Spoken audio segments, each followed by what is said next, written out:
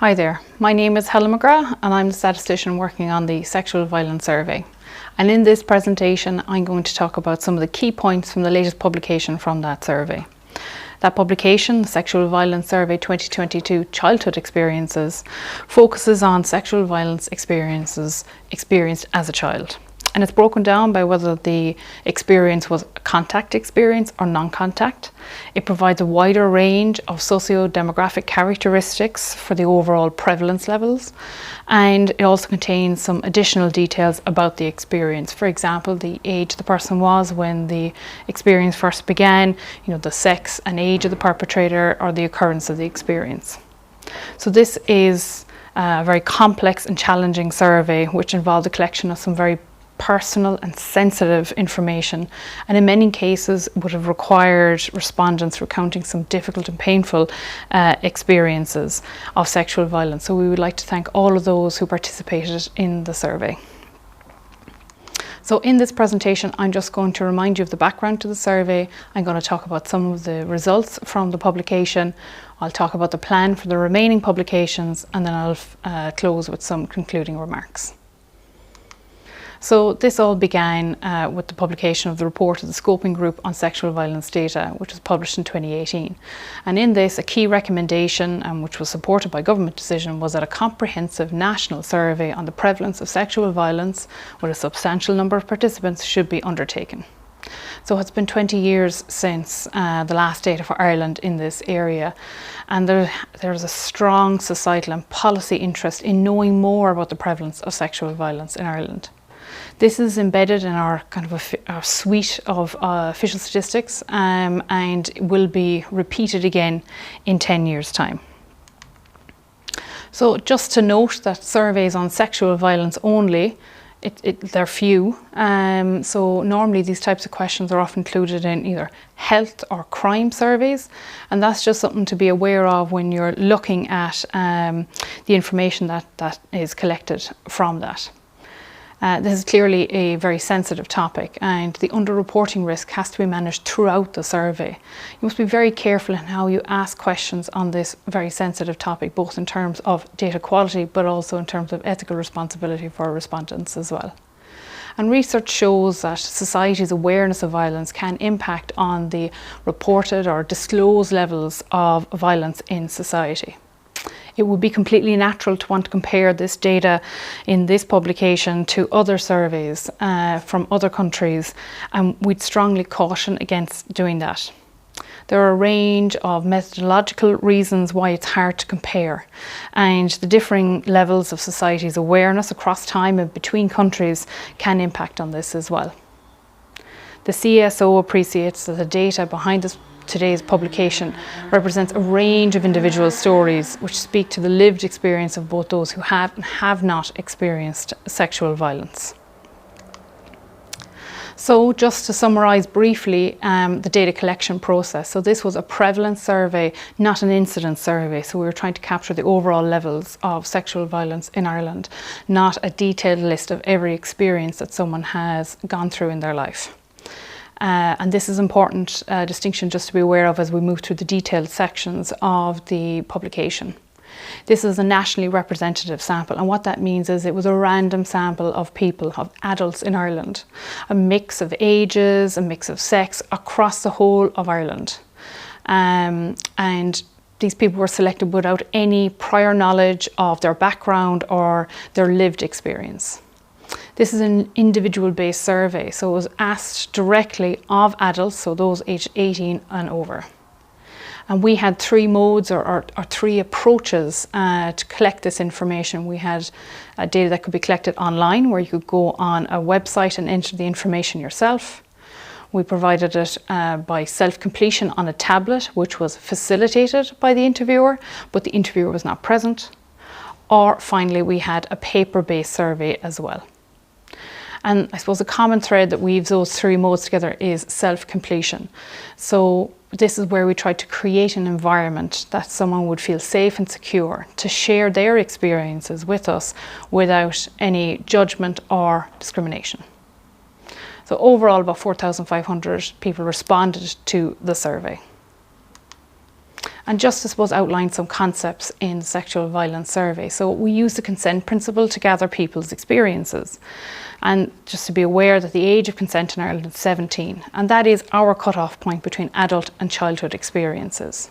So please be aware that when we describe these experiences as happening when someone was a child, it means that they were from earliest memory up until their 17th birthday.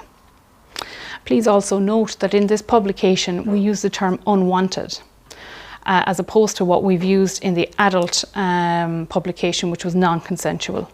And again, this hinges on the concept of consent. For childhood experiences, consent really isn't appropriate to refer to, as they are under the age of consent.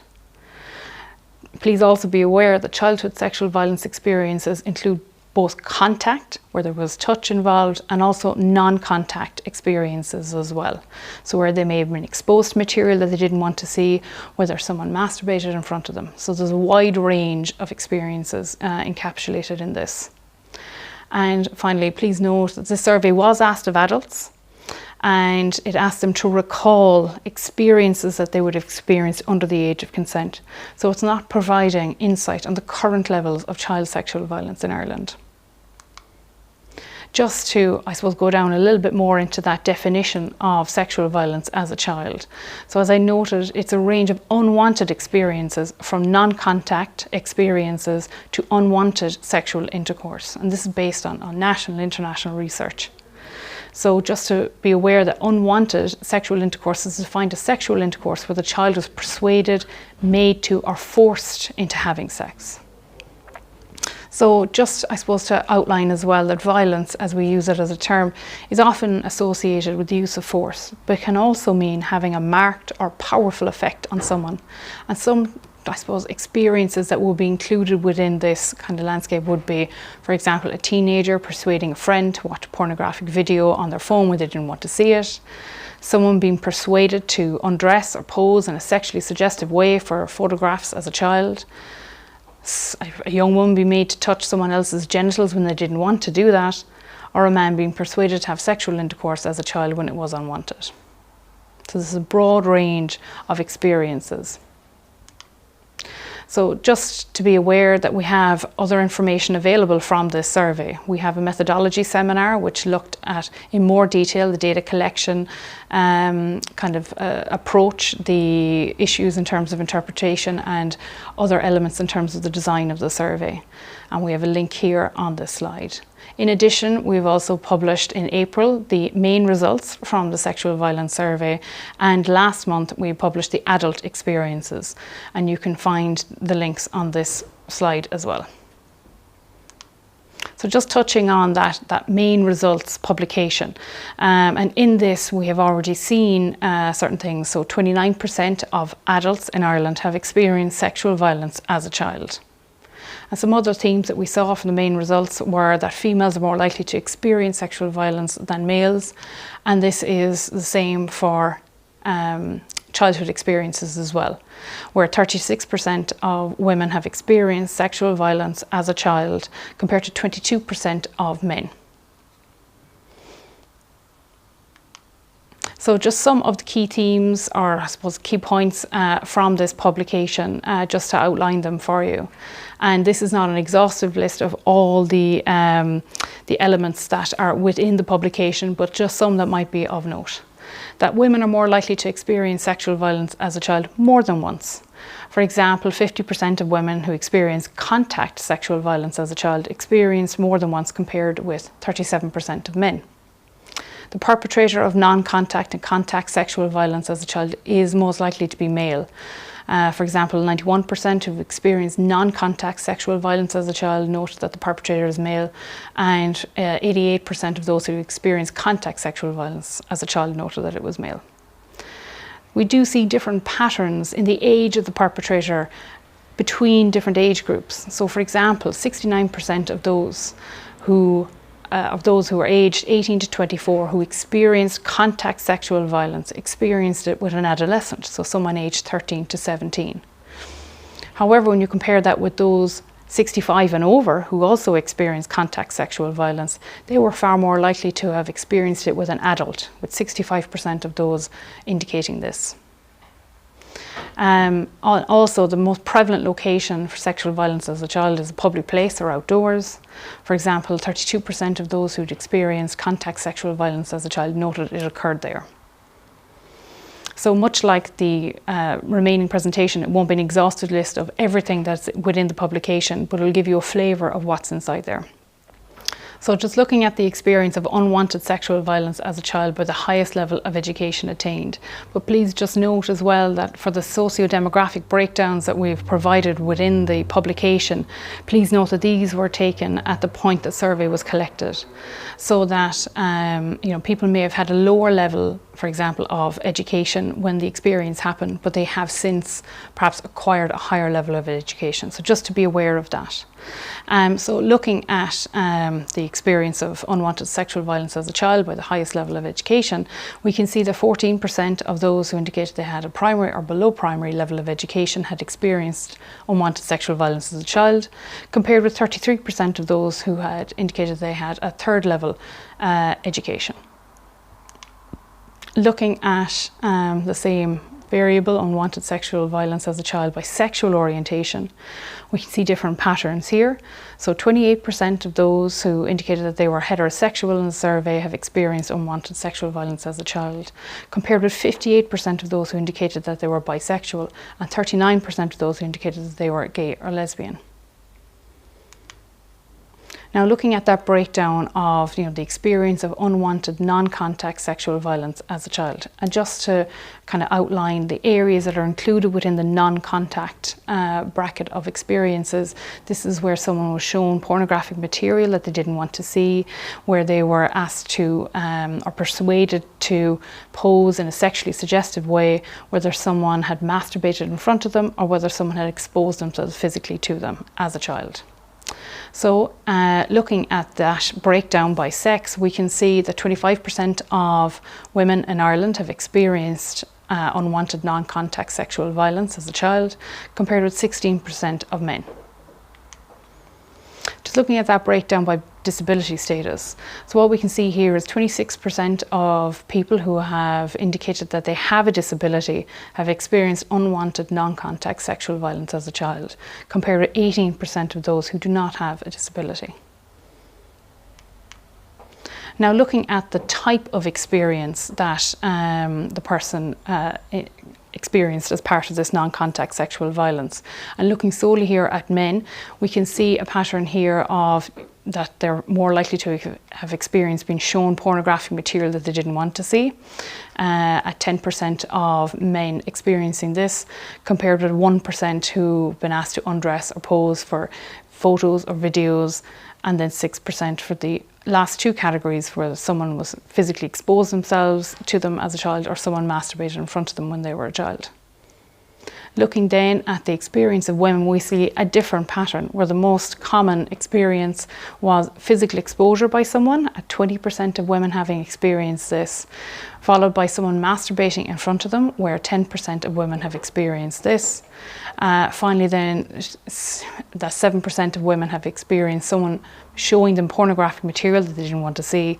And finally, 3% of women have indicated that they were asked to undress or pose for photos or videos. So we can see different patterns of experience depending on the sex of the person. Just looking now briefly at the occurrence of experience of the non-contact sexual violence as a child. So what we can see here is that 53% of men who have experienced non-contact sexual violence as a child have experienced it once, compared with 48% of women. And what we can also see here is that 42% of men who've experienced non-contact sexual violence of a child have experienced it more than once, compared with 47% of females. Looking now at the experience of non-contact sexual violence as a child by the age of the perpetrator involved. And please just note as we go through this detailed section that people were asked where they had experienced something more than once to think of the experience that affected them the most. So what we can see here is different patterns for two particular age groups. So we're looking here in the grey at those aged 18 to 24 who'd experienced non-contact sexual violence as a child, and in blue we're seeing those aged 65 and over who'd experienced non-contact sexual violence as a child. And what we can see here is that those aged 18 to 24 are far more likely to have experienced it with an adolescent, so someone who was aged 13 to 17, compared with 12% of those aged 65 and over. But when we look at, I suppose, the most prevalent age of perpetrator for those aged 65 and over, it is an adult, compared with 20% of those aged 18 to 24. So it's an interesting pattern that we can see in this, which is also replicated in the contact sexual violence section as well, as we'll see soon. Just looking now at the experience again of non-contact sexual violence as a child by the age of the respondent when the experience first occurred. So again here we're seeing where those aged 18 to 24 who've experienced non-contact sexual violence as a child are most likely to first experience it. So what we can see here, people are most likely to have experienced it at the age of 15 to 16, where 49%, or almost half of those aged 18 to 24 who'd experienced non-contact sexual violence as a child experienced it then. Whereas for those aged 65 and over, they were far more likely to have experienced it at a slightly younger age, from 10 to 14, where 43% of those aged 65 and over who'd experienced non-contact sexual violence as a child indicated they experienced it between the ages of 10 to 14. Just moving now to, I suppose, experiences of unwanted contact sexual violence as a child by sex. So mirroring what we'd seen for the non-contact experiences, females are more likely to experience it than males. So 26% of women in Ireland have experienced unwanted contact sexual violence as a child, compared to 12% of men. Looking now at that breakdown of unwanted contact sexual violence as a child by the highest level of education attained, and we're seeing again a similar pattern to what we saw for the non-contact, where those with lower education are reporting a lower level of experience of unwanted contact sexual violence. So 11% of those who indicated they had a primary or below primary level of education indicated that they had experience of unwanted contact sexual violence, compared with 22% of those who indicated that they had a third level of education. Looking at the type of unwanted contact sexual violence as a child, and looking at it first, looking at it for men, what we can see here is the various types of experience that are contained within the unwanted contact sexual violence. So 2% of men in Ireland have experienced unwanted sexual intercourse as a child. The most prevalent experience within this is sexual touching, with 11% of men indicating that they experienced unwanted sexual touching as a child. Looking now at the levels for women, we see a similar pattern where sexual touching, unwanted sexual touching, is the most prevalent experience for women as per for men, but we are seeing differing levels. So what we can see here is 7% of women in Ireland have experienced unwanted sexual intercourse, and looking at the sexual touching, 24%, or almost a quarter of women in Ireland have experienced unwanted sexual touching as a child. Now just looking at that occurrence of the experience of contact sexual violence as a child broken down by sex, what we're seeing here is that 57% of men who indicated that they had experienced contact sexual violence as a child indicated they experienced it once, compared with 43% of females. 37% of males who had experienced contact sexual violence as a child indicated they experienced it more than once, compared with 50% of females. Looking now at the experience of contact sexual violence as a child by the sex of the perpetrator involved. And again, I'll just note that this is, as we move through the detailed experiences, where someone indicated that they'd experienced something more than once, that the person was asked to think of the experience that affected them the most. So for men aged 8 who had experienced contact sexual violence as a child, 73% of them indicated it was a male perpetrator, and 27% of them indicated it was a female perpetrator. Looking at the experience for women, we're seeing that male perpetrators are more common, but to a greater degree. We're seeing that 95% of women who had experienced contact sexual violence as a child indicated that it was a male perpetrator, compared with only 5% that were female. So looking now at the breakdown of contact sexual violence as a child by the age of the perpetrator involved, and looking then, I suppose, at the age of the respondent. So for those aged 18 to 24 who are in grey, and those aged 65 and over in blue. So what we're seeing here is that 69% of those aged 18 to 24 who'd experienced contact sexual violence as a child indicated that they'd experienced it with an adolescent, compared with only 15% of those aged 65 and over who'd experienced the same thing. And we're seeing here that what we'd seen in the non-contact sexual violence experiences, that for those aged 65 and over who'd experienced contact sexual violence, 65% of them noted that it was with an adult, compared with 17% of those aged 18 to 24. So there seems to be a changing pattern in terms of the age of perpetrators. Looking now at the experience of contact sexual violence as a child by the age of the respondent when the experience first occurred. And again, looking at these age groups, 18 to 24 and 65 years and over. Again, we're seeing a different pattern. So what we're seeing here is that 58% of those aged 18 to 24 who indicated that they'd experienced contact sexual violence as a child experienced it with someone or experienced it when they were between the ages of 15 and 16. Compared with only 16% of those aged 65 and over. For those aged 65 and over, it was far more common for them to have first experienced contact sexual violence at the age of 10 to 14. So 45% of those aged 65 and over indicated that they experienced it then, compared with only 29% of those aged 18 to 24. Now just looking at the experience of contact sexual violence as a child by the location of that experience. So what we're seeing here is 32% of those who had experienced contact sexual violence as a child experienced it in a public place or in the outdoors. The next most prevalent location was in the home of the person or the people that did this to you. So 24% of those who'd experienced contact sexual violence as a child had experienced it there.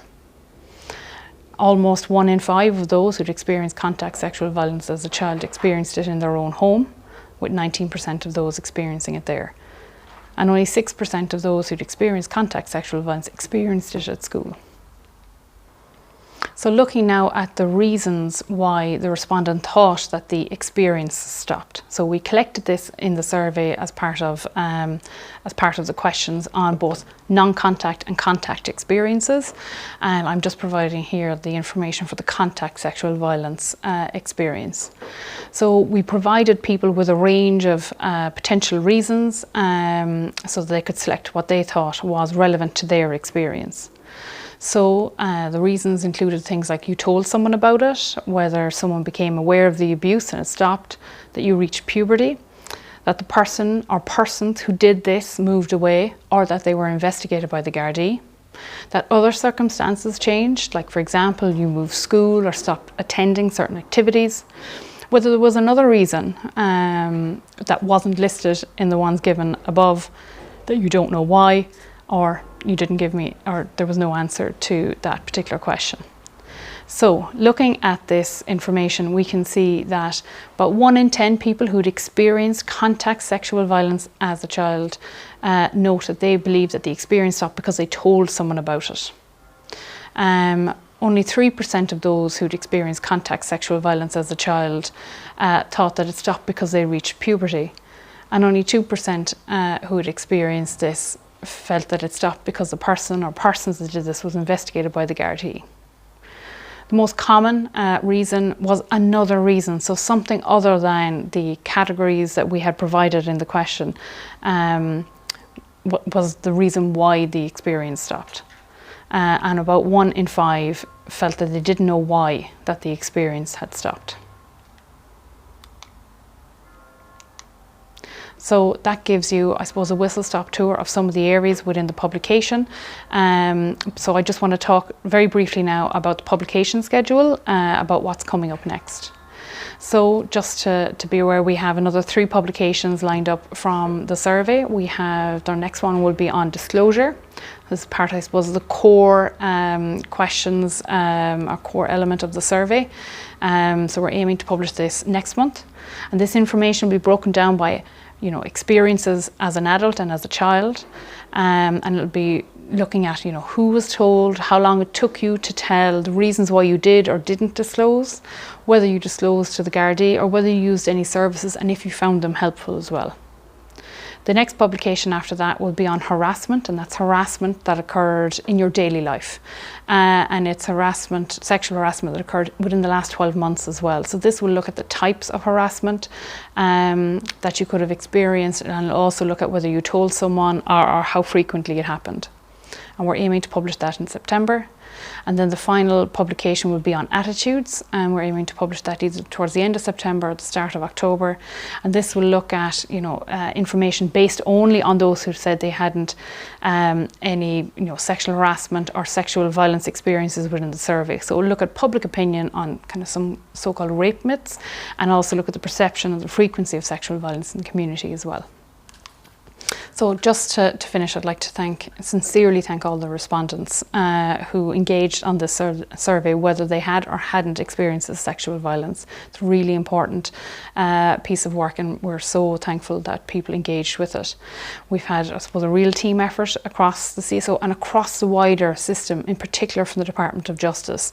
And also we've had some great help and support from the NGO kind of support service community as well throughout the project. So if you have any questions, I have my contact details here, and if you've been affected by any of the issues raised, you can contact the Rape Crisis Centre 24-hour national helpline, which the number is provided there, or you can also visit www.rapecrisishelp.ie, where you can find services in your area that might be able to help as well. So thank you.